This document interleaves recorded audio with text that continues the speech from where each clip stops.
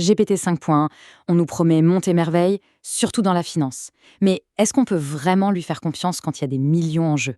Aujourd'hui, on va démêler le vrai du faux. On va voir comment les pros s'en servent pour de vrai. Et c'est la question, n'est-ce pas?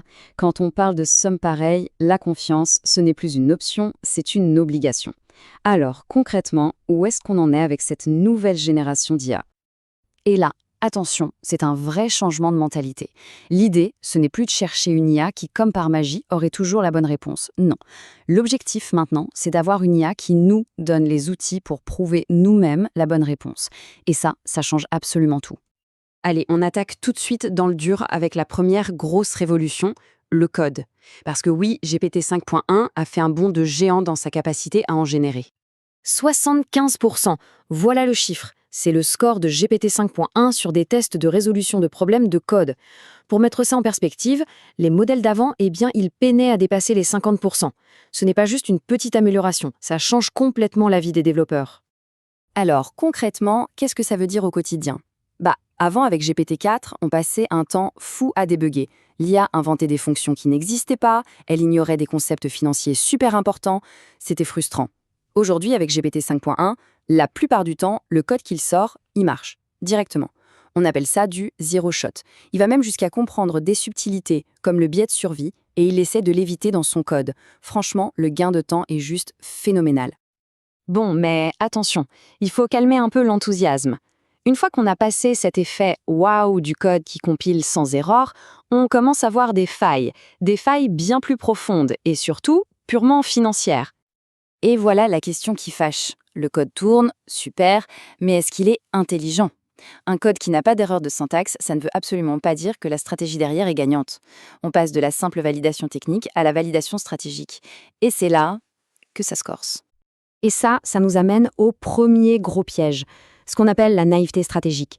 L'IA peut vous pondre un script de trading parfait sur la forme, vraiment nickel, mais la logique derrière, elle, est souvent bien trop simpliste pour survivre à la vraie complexité des marchés. Et cette naïveté, elle a des conséquences bien réelles. Imaginez, on demande une stratégie avec un facteur de profit supérieur à 3. L'IA génère un code qui a l'air tout à fait correct. Sauf que, quand on le teste pour de vrai, la performance s'écroule à 1,55. Pourquoi? Souvent à cause de raccourcis logiques beaucoup trop simples que l'IA a appris.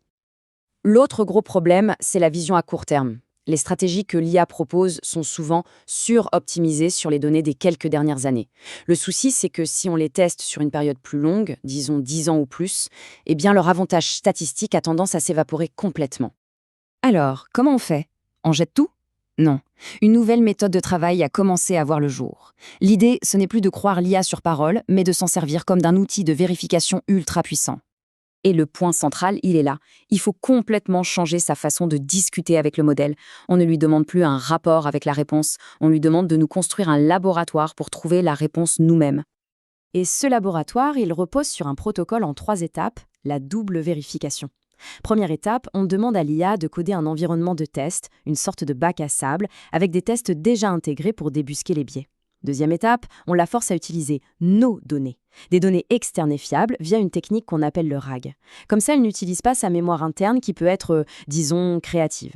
Et enfin, le plus important, la seule vérité, c'est le résultat du code qui tourne sur notre propre machine. Pas le blabla que l'IA a écrit dans la fenêtre de chat.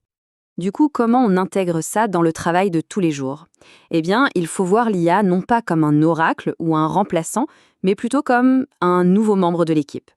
Ce tableau résume très bien la situation. Pour la syntaxe du code, on peut lui faire confiance à 99%, c'est quasi parfait. Pour la logique financière, là c'est beaucoup plus délicat. Il faut absolument utiliser des tests très robustes, comme l'analyse walk-forward, pour ne pas se faire avoir. Pour les faits historiques ou les calculs, pareil, méfiance.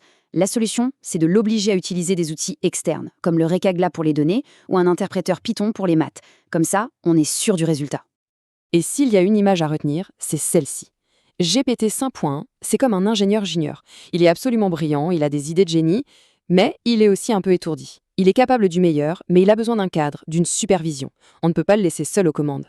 Et cette métaphore, elle débouche sur 2 règles d'or, toutes simples.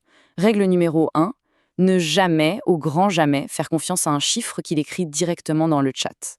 Règle numéro 2, toujours lui faire confiance pour écrire le code qui va nous permettre de calculer ce chiffre nous-mêmes. C'est la base d'une collaboration qui fonctionne. Et voilà où on en arrive. Finalement, le problème a complètement changé. La question, ce n'est plus « est-ce que l'IA a raison ?» La vraie question, celle que les pros se posent maintenant, c'est « est-ce qu'on lui a demandé de construire le bon système pour le vérifier ?»